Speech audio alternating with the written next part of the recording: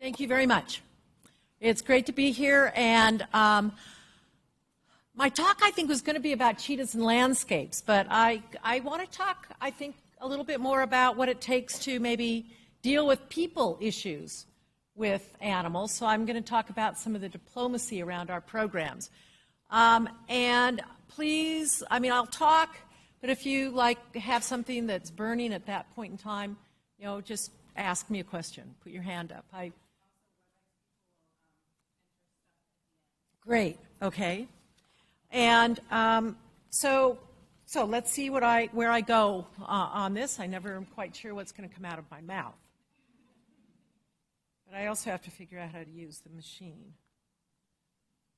which I thought I did figure it out, but it doesn't seem to work. Okay. He just did it a second ago. Okay. There, what did you push? I clicked on the screen. It just was not. Okay. Well, I hope that we'll get it. So I'm going to tell you a little bit about global challenges, a bit about cheetah ecology and some of the problems facing the cheetah, and then some of the activities that we're involved with, and looking at the long-term solutions, which is probably about all of you, being the youth. So, and our youngest member, who's a cheetah lover. So I'm glad that you're here too. And so I think we've also got some of our cheetah conservation friends from around who are here. Thank you for coming. So we do have a lot of challenges in the world today. And so without understanding those, understanding where the cheetah fits in is really, really hard. But we are being affected today through aspects around climate change and disruption on our ecosystems because of that. Namibia, where I live, is one of the driest and most arid places there is in the world. So, when you get hotter and hotter, it gets a little bit scary. Also, where the cheetah's living throughout its range, they are also, every area the cheetah lives in, is some of the driest places there are in the world. And just a horrible thing to think about, but by about 2050, we're going to lose close to 40% of our land mammals. And that's not acceptable to me, and I hope it's not acceptable to any of you. Nothing's been really acceptable for a long time that I've been doing, the work that I've been doing, but we have to be a louder voice. So maybe some of you can take on that voice. We're also going to see a huge population increase, especially in Africa. Today, we've got about 50% of our African population that are under 20 years of age. And most of the women are not being able to be educated. Without education, you have a higher reproductive rate, and from that, that causes even greater problems. So I am a very strong, I guess I'd say, women's support in science person, and I believe very much in this. Because there are a lot of inequalities between the incomes, between men and women, what women can actually do, but also between the rich and the poor.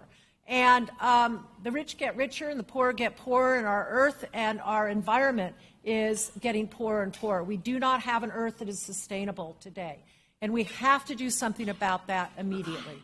And it's probably not many of the people that I work with and live with because they are so poor, but they're being affected for their future and the future of their children by also our developed worlds. The cheetah, I think, not only is the fastest land animal and the most unique of the 42 species of cats, it is an amazing animal. They're beautiful, they're sleek. Most people don't know a cheetah from a leopard. They all have different spots, and the cheetah, though, has these black tear marks which run down from their eyes. And that is one way that you can tell a cheetah from all the other spotted cats. But everywhere I go, globally, all the farmers that I deal with, especially in Africa, the farmers call them all tigers. But from that point, real interesting, that people don't know the difference between a leopard and a cheetah. And so when you're trying to save the cheetah, and people are killing cheetahs because they think they're leopards, I don't want leopards killed either. So it's a lot of confliction about what's going on. Cheetahs play a very important role in the ecosystem. Top predators play an important role in the ecosystem because they maintain those systems there within and evolved and adapted that way. The cheetah lives in a grassland ecosystem. Much of the grassland ecosystems have been overgrazed by the livestock. Humans and wildlife are not necessarily living together. You've got more humans and livestock on the lands. With the grasslands also being very vulnerable, what does the biodiversity look in those areas? The cheetah actually helps feed, or a top predator maintains greater biodiversity. The cheetah does this by, when it makes a kill, it shares with vultures, it shares with insects, all the other mammalian and carnivorous species in the system. And so where you have a top predator, and where we've seen the cheetah coexisting, we also see much greater biodiversity. So a healthy ecosystem is one that has a diverse collection of species within it. And so, as I always say, the cheetah likes all animals, save the cheetah and save the world. The cheetahs have a very long history on Earth. They actually escaped the Pleistocene extinction back around 10 to 12,000 years ago. And that's what this top picture is of a bottleneck, where there were cheetahs throughout Asia, 5 continents actually, here even in North America. And then something happened at the Pleistocene, and we lost a number of our large mammal species. And the cheetah escaped it, leaving only a couple of them really left, and then they repopulated Africa and Asia and Europe at that point in time, and until about 5,000 years ago. And then about 5,000 years ago, humans came on the scene. And we as people found that the cheetah as a not aggressive animal like leopards and lions and tigers would be. They were more easily tamed, and people started having them as pets. The kings and emperors and moguls would use them as a hunting companion, and as they would hunt with them, they kept them in their stables, and we found that the cheetah was an animal that didn't breed in captivity. So we loved the cheetah to near extinction by bringing it basically from the wild, taming it down, hunting with it, and they never reproduced. And that's really how the Asian populations were pretty much wiped out, by being loved by humans. The cheetah also is one of the oldest of all the cats, though, and it is it's always been its own genus, which is called Acinonyx, and not related to the other felines. However, in recent genetics research, we found that the cheetah most closest relative is that of the puma or cougar, mountain lion, and that of the jacaranda, which is a South American small cat. And those are its closest relatives, but it's not something that you can actually interbreed with, which would be kind of a subspeciation. But with the way that the genetics are of the cheetah, they are very closely and all very similar. And we found that out from our early research and discovered the fact, really, of this population bottleneck. And from that, most recently, in the bottom map here, we thought that there were 5 subspecies of cheetahs. And recently, 2 of them have blended together because of their being so closely related genetically, that of the east and the southern African cheetahs. And so there are considered now 4 subspecies of cheetahs. But each of those all look to be very similar as well. So that's sort of the history of the cheetah and the fact that we have loved them to near extinction, but today we hope we're going to love them for the future. We've seen that the population has declined from about 100,000 individuals in 1900 to about 7,500 cheetahs today. And with this, where the cheetahs are found, they're in 23 countries. The last of the Asian cheetah is in Iran, and that's the far right star and dark orange that's there. And in these dark orange areas, we're in 23 countries with 31 populations. 20 of those populations are under 100 individuals. And so as a population geneticist, you can probably understand that those might not be very viable populations. And most of the animals are found outside of protected areas. So although we look at Africa as being a very huge continent, there are only about 10 game reserves large enough for the cheetah to maintain a viable population within. They have huge home ranges, and that's been much of the baseline research that we've done over the last 30 years. Most of the cheetahs are found in southern Africa, Namibia and Botswana, and that's where our base is, in Namibia. And when I moved there 30 years ago, I basically felt that if we could set up programs from Namibia and work throughout the range, we could actually maintain the ones in Namibia and help the other countries with programs that we had developed there in Namibia. So the blue stars are where we actually work with other colleagues and have tried hard to spread the work that we do from Namibia throughout the range.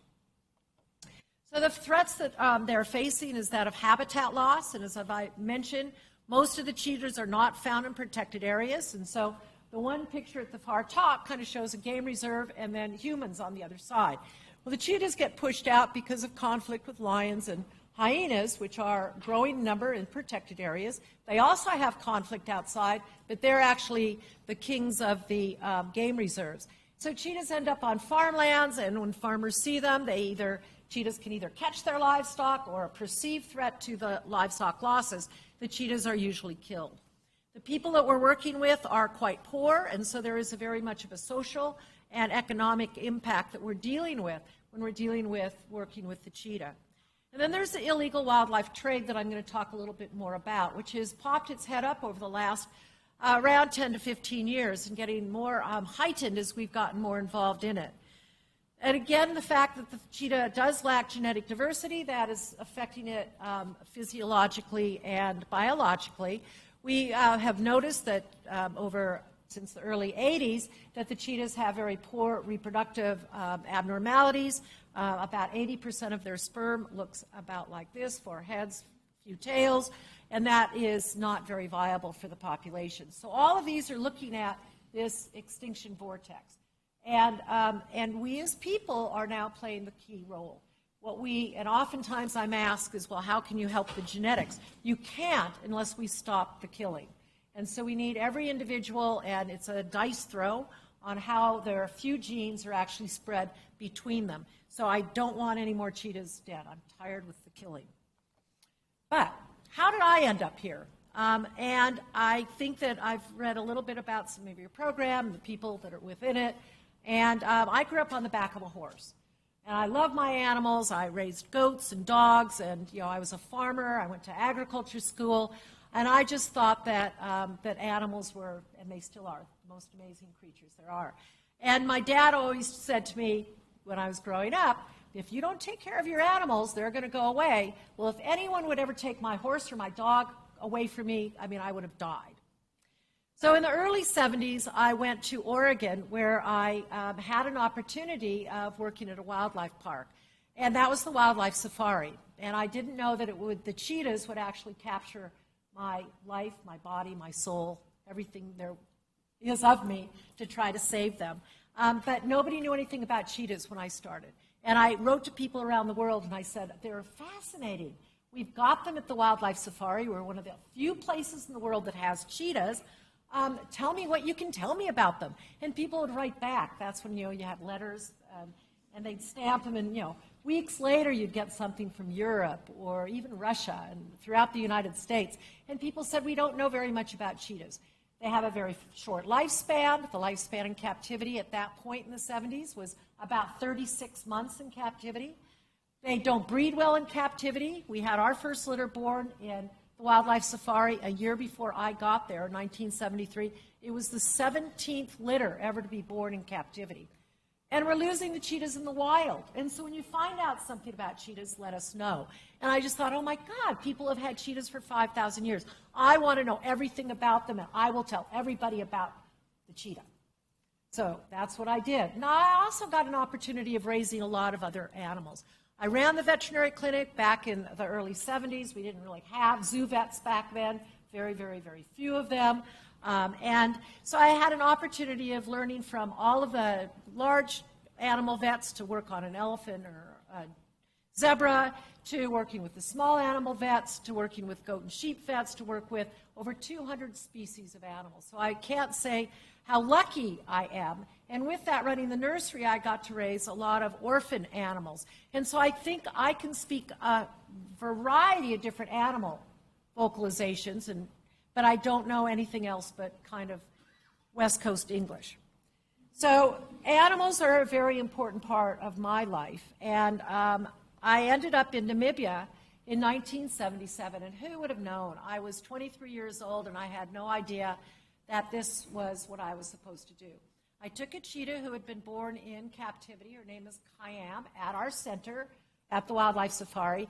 And my job was to take her over to Africa and teach her how to hunt. And it had never been done before. We thought as zoos we were going to breed animals and we could set them all free. You can hear Born Free kind of singing along behind. And nobody knew what it was like out in those wilds. People didn't know we were losing habitats. And people had no idea that farmers were killing cheetahs, like 800 to 900 a year. So that's what I set up when I ended up in Namibia, is farmers going, what are you doing with this cheetah? You know, we hate them. And you're a crazy American woman. We don't like women anyway. And Americans were on the wrong side of the war. So Namibia was going through a revolutionary war, trying to get its independence from South Africa at that point in time. And here I was with an animal that people hated. And so I learned that if we were actually going to save the cheetah, and I came back to America, the cheetah came back as well. And from there we started doing extensive research. We understood and wrote the first papers on the lack of genetic diversity of cheetahs, and our basic work in biology understood the reproductive aspects, but nobody knew anything about what a healthy free-ranging cheetah looked like. We didn't know anything about the ecology of the cheetahs. And so I thought that was the most important thing to find out for survival. And I needed to stop the people from killing the cheetahs and catching the cheetahs. So stopping that conflict. And then today, stopping the illegal trade. And then looking at what the education and livelihoods would be. And nobody was even talking about education and livelihoods. People, when I went to Namibia and started our program, were not talking about the interrelationship with people and animals. There was animals in game reserves that you looked at and studied from a behavior side, and then there were the people side, and nobody really dealt with the two. So I stepped out of those borders, and I basically went and started talking to people about what their issues were and what their problems were. I first needed to find out why cheetahs were being caught and captured. And really what we found was it perceived or actual? And we found that most of the livestock losses, or the reason why people were catching the cheetahs, was more of a perceived threat.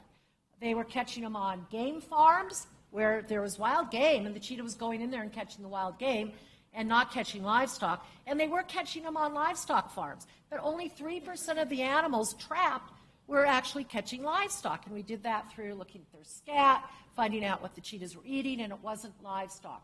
But the animals that actually were catching livestock had some sort of a medical or behavioral problem. We found animals blinded in the eyes. I wonder why they were blinded in the eyes. Later on, we found that they were scratched in the eyes from this thick thorn bush, which has taken over much of our land. The behavioral issues, we found that the mothers had been shot. And these animals maybe that were 10 months of age, which were not old enough to live on their own, because they live on their own until they're about 18 to 22 months is when they leave their mother. They were too young, and so they did not know how to hunt. And so those were the animals that might be catching people's livestock. So we had to actually figure all this stuff out, and talking with the farmers and learning about that helped develop much of our programs. So we work actually within a very huge area. And as Namibia is 2.5 times the size of California. It's very, very big.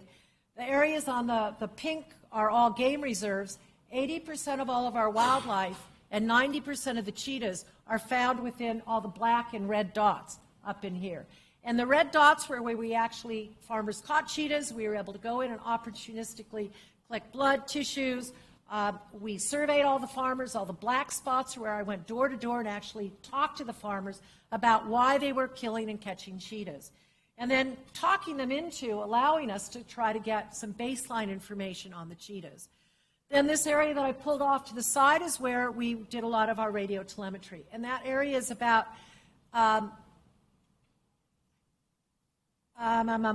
so hard at my calculation changes, about 16,000 square kilometers, which is, I think, about 8,000 square miles. So it's a very huge area. And when we put collars on, the animals all of a sudden started traveling further than anybody had ever realized, like 800 square miles in a home range. But I'm going to come back and talk a little bit about this as well. But, you know, how did I actually do this? And so I'm reflecting back, looking at it's a bit of diplomacy. So, in order for conservation to succeed, if I had gone in there and said, you guys are killing cheetahs, I hate you all. I went in and I said, I'm a farmer, and I really like my livestock a lot, and I really like cheetahs, and I'd like to know how you farm. And with that, I need you to understand how the cheetah lives. And in helping the countries and talking with them through this, I wasn't hated, so people weren't just shooting me and saying, go away. And from that, we started to look at, what are the policies and practices on the ground?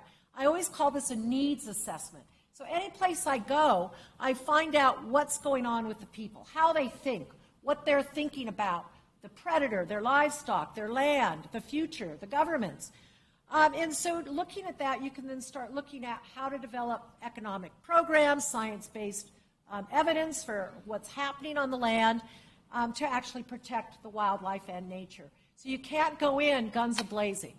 Although we don't have a lot of time, and that's why I want to build on everything that I've learned, and then how to cooperate with governments. And I put some of these pictures in here because much of the work I do is with headsmen underneath a tree, talking with them about their issues, spending time with children and the farmers and helping develop programs that they want.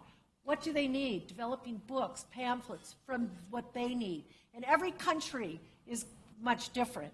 And then the two pictures over here I just took a couple days ago down in Washington, D.C. with our first minister, secretary from Namibia on the left side of me, your left, yeah.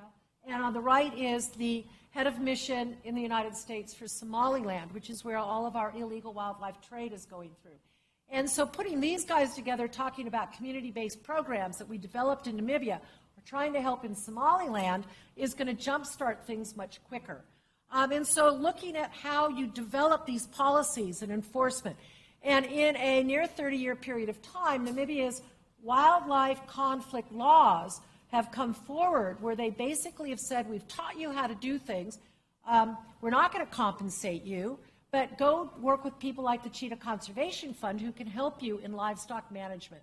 And so working with the governments to develop those kinds of policies have been very, very important.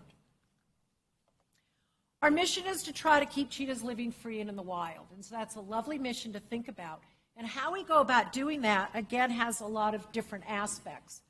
I founded the foundation in 1990, and that was at Namibia's independence, when after coming back from Namibia and working at both the Smithsonian and continuing and developing the stud book and the international species survival programs in captivity, we're still not breeding cheetahs that well in captivity. And I kept thinking somebody would go over and save the wild cheetah. And nobody did. And I call that the they factor. If you think that somebody's going to take care of things, they will take care of it. There is no they. And if you really want anything done, do it yourself. And do it well. And if you skip steps, you're going to have to come back and redo those steps. So I founded the foundation. I sold everything I had. I had enough money to buy an old Land Rover, which is me and my Land Rover up there. That Land Rover still functions, but it's held together with baling wire. And it went far and wide, but it still runs. And when I got there, and after talking to farmers and learning from them, they basically said, you should just stay here. Be a farmer. If you go away, we're going to keep killing cheetahs. And they basically put our program together by telling us what we needed to do. So we are the largest organization dealing with cheetahs. We are also an open to the public research and education center, as well as a training center. We're based on about 100,000 acres of land. We're a wildlife reserve as well as a model farm. So again, coming from my farming background, instead of just telling farmers that they should quit killing cheetahs, we started teaching programs that allowed people to learn how to live in harmony with cheetahs and other predator and other wildlife species by farming ourselves. We are a sanctuary. We're a wildlife veterinary clinic and a genetics laboratory.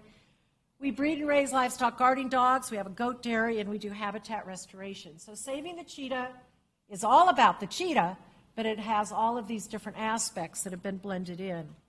And I brought this mission statement forward primarily to say that these are what we do, a recognized center of excellence in research and education on cheetahs and their ecosystem. working with all stakeholders for achieving best practice in conservation and the management of the world's cheetahs. We have an international patron who's in the middle right here, and he is our Speaker of the House of our Namibian Parliament. And 25 years before, we had the founding president of Namibia, who is our international patron. So that was sort of the political side that we've gone on. We've got Princess Michael of Kent, who's from the UK, who is also an international patron. We have a board of directors from Namibia. I've got boards throughout the world. I think we've got 8 different foundations that deal with the cheetah. These are some of our Namibian board members, as well as, and also they're representative of business, as well as universities. And then on this side, just recently we brought in Princess Alia from Jordan, because she's a woman. She doesn't like illegal wildlife trafficking. She believes very much in animal protection, and from a side in the Middle East, we actually need to have a few spokespeople. And having a woman spokesman in the Middle East against the men that are taking the cheetahs in as status symbols, we're trying to actually focus on how we can best affect stopping this illegal trade. We do work globally, and so from Namibia, Iran, right now I've got 8 of my Iranian colleagues in prison, and they've been there for a year because they set up camera traps and thought that people were doing illegal conspiracy against the Iranian government. So working in Iran has been very difficult. There's about 50 cheetahs left up in Iran. We work in areas like Algeria, where we're dealing with cultures and people, as well as the cheetah in these areas. We've got a great program going on in Kenya, where we are working on trying to understand the populations. And I think in Kenya, because of the human population, we're kind of watching a decline of the cheetahs, as well as probably in many of these other areas, as well as working up in Somaliland. We've got a lot of different partners, both in the United States. We've got partners in Turkey, because when we use a livestock guarding dog from Turkey, this is the Turkish ambassador in Namibia. And Turkey likes what we do with our farming communities, because if you can enhance the communities, it's going to reduce that of terrorism. So again, there's a lot of different things going on in Africa and where wildlife fits in. We get funding from France. We've gotten a lot of colleagues from Canada, and again, back into Somaliland. So we try to engage people from all levels. And so I think this is a bit different in that how you talk between a group of international biologists to that of the EU about the issues we're dealing with. Or just the other day, I was at the Foreign Affairs Committee in Washington, D.C., talking about these aspects. And so the way that you're talking about engaging people has to be very different from different levels. And so I think that I'm trying to get people to realize that we have to open ourselves up to a variety of different organizations and people in order to get our messages through. I want to talk a little bit more about the trafficking of cheetahs and bringing into one of the problems that we're dealing with. We have muti markets down in the south of Africa with bones and parts, and that is something that we hope that Traffic is working on. And then up in the eastern part of Africa, in the Horn of Africa, we're dealing with the trafficking of cheetahs. About 300 cubs a year are actually being shipped out of East Africa into the Middle East. And out of a population in this whole area of about 1,600, that's a very huge number each year of cubs that are going out. For every 1 cub that makes it into the illegal trade, about 4 of them probably die. And these are some of the cubs that we're working with just recently that have come to us just in the last 2 months. These 2 cubs were tied together and tied to the ground in one of the villages and were being sold. They were confiscated, unfortunately, by the time we got them in Somaliland. One of them died. It was too weak. The other one is okay at this point in time. We get cubs in plastic containers. We get them in cardboard boxes. We get them where they can't even walk.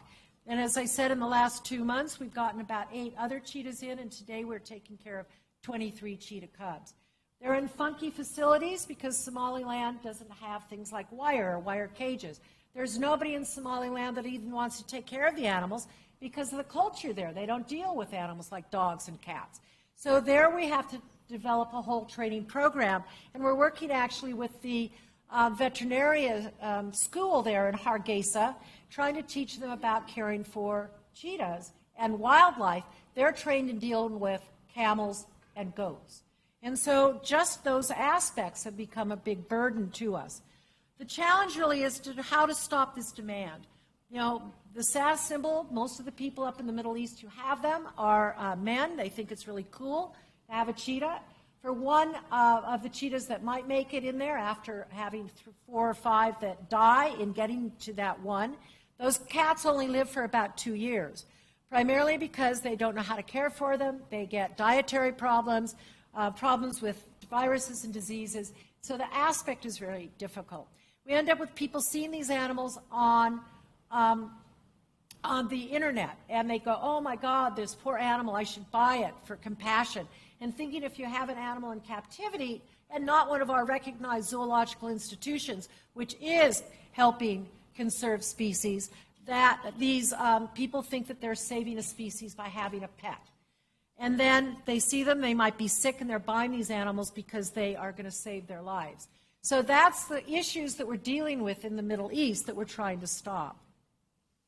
So the big challenge is working with people and handling interactions without conflicts and fears. And so working in Africa, in most of the areas where the cheetahs are outside of protected areas, you know, people have fears of the cheetah catching their livestock. And primarily they are catching the animals, even up in the middle, in the Horn of Africa. They have seen cheetahs catching their livestock, or they see them there. They take the baby cubs, or they kill the adult, because that's the way that they can deal with stopping the conflict that they're having. And so one of the ways that I actually started working so closely with the farming communities was by saying, if you catch a cheetah, can I have my hands on that animal? And I didn't only put my hands on the animal, I got the farmer's hands on the animal. And that helped them soften up a little bit to the fact that the cheetah was on its land, understanding more about its genetic makeup, having them a part of the research that we were involved in. We do have a sanctuary because not all the cheetahs that we've had our hands on are able to go back out in the wild. Many of the animals that we have, we've got 37 animals there right now, have come to us as orphans. In Namibia, people think that they can go out in their areas and they think that maybe they could have a pet cheetah. Our government over the years has stopped anybody having the animals, and so our laws have developed over the years.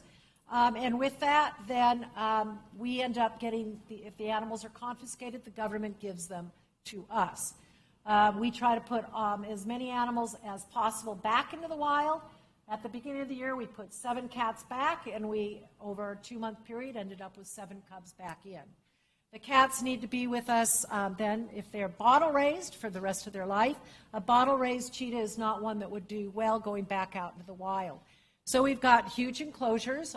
We've made the laws in Namibia that for every 1 cheetah, it is a 2.5 acre or 1 hectare per cheetah.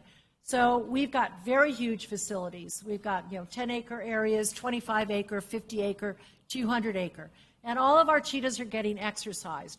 And we do this because we've understood a lot about stress-related diseases facing cheetahs. We've also, with the cheetahs that are there, we are not allowed to breed cheetahs at our center because our government wants to focus on keeping cheetahs living free and in the wild. But our cats are very useful to us to understand more about the basic biology of the cheetahs. So we bank down their sperm. We utilize that to look at best practice. We are also able to look at reproductive cycles of females, and then our cheetahs have been active in helping us develop techniques in reintroduction.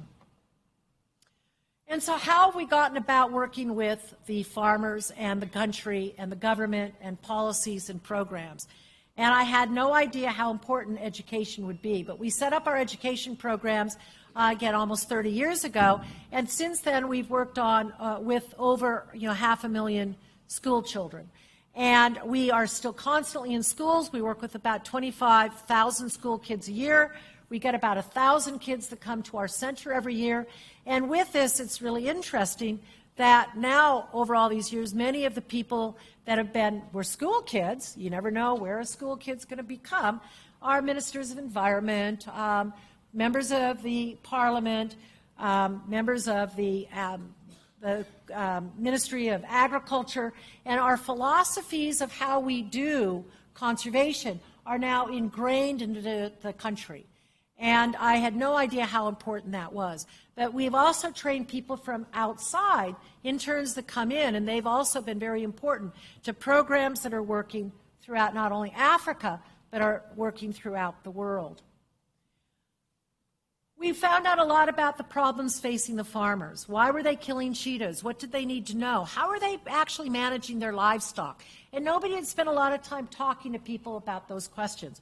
But we found that most of the farmers didn't have a lot of knowledge in the livestock management.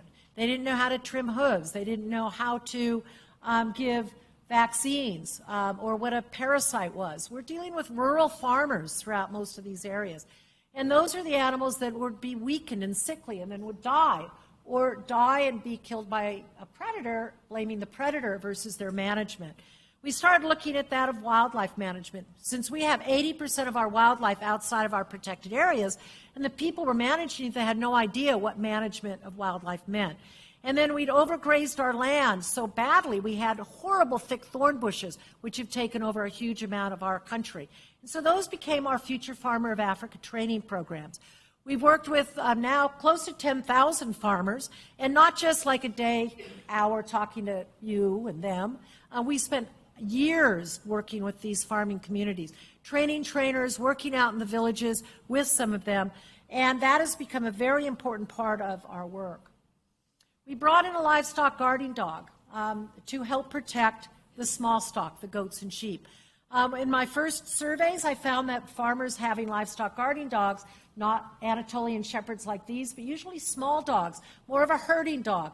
And we found that they had higher losses with predators because a herding dog, if it sees a predator and it runs, the flock runs, and the predator goes, oh, thanks for running, because then they will actually kill an animal that's running more. Anatolian shepherds and Kangal dogs, which is a Turkish breed, stand forward, bark loudly, and basically say, I'm really big, this is my family, and if you really want to deal with my family, you can come and talk to me. And the dogs are very powerful, and they will fight if they have to. But another thing is most people don't realize, is that predators do not want to get hurt. They don't want to eat livestock. I mean, I think everybody, all livestock farmers, think that predators just want to eat your livestock. And that's not true. Predators want to have an easy, quick meal, an opportunity. And so the dogs actually work along this way to tell the predators to stay away. We work throughout all of the country, and Paige and Choppa are the two that run our dog and livestock program. And we've now bred and placed over 650 dogs in 25 years. Our program is 25 years old this year, and we're very proud of the work that we've done.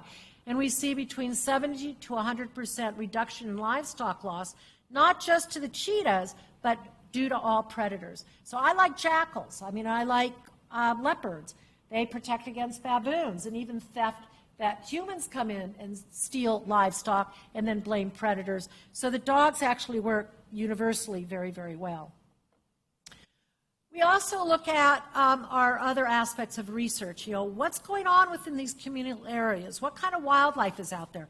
So we started doing a variety of camera trapping programs.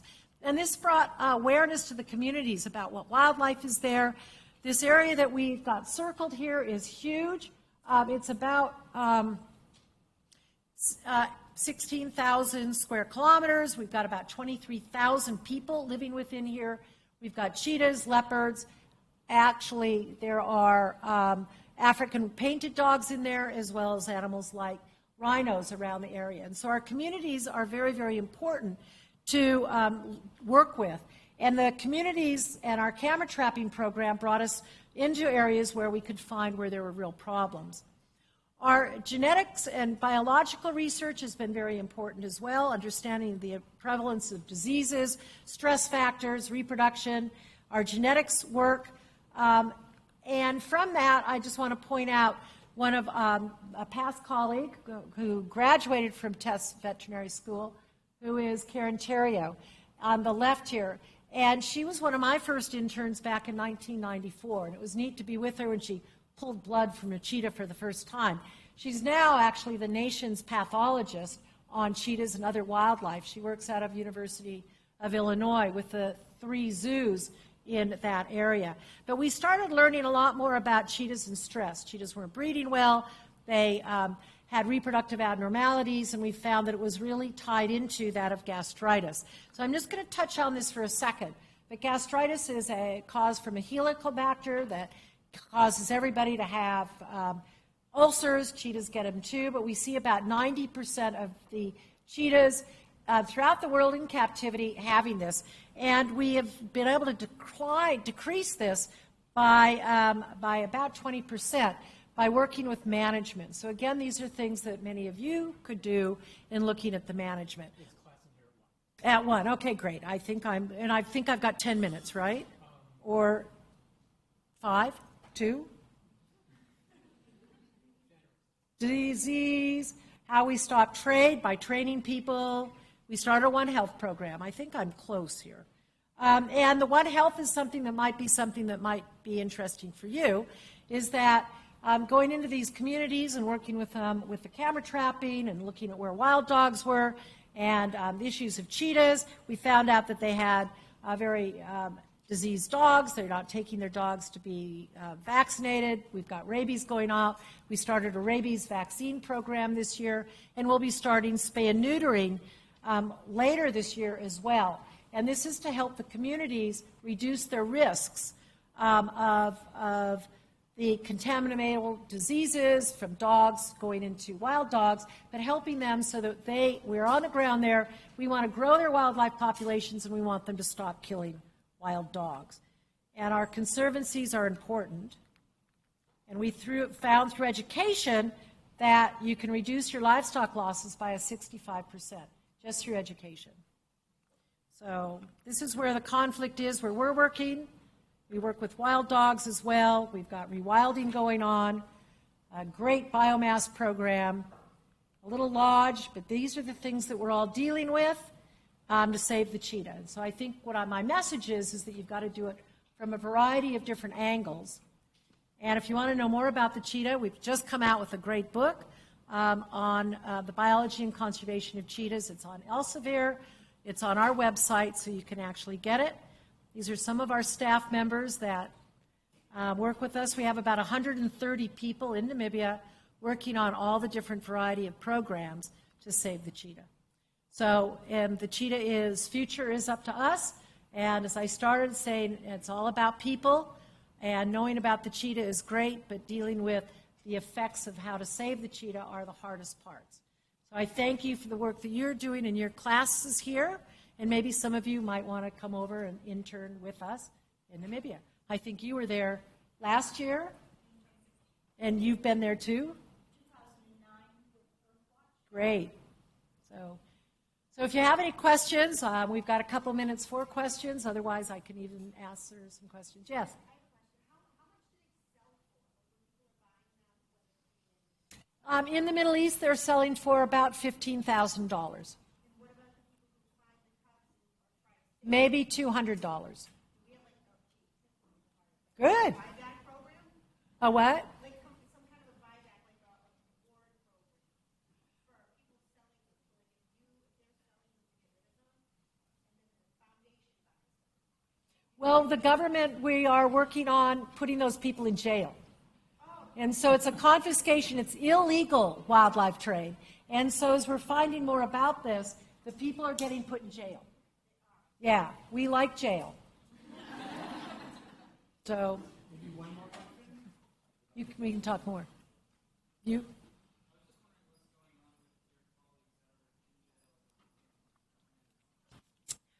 We don't know.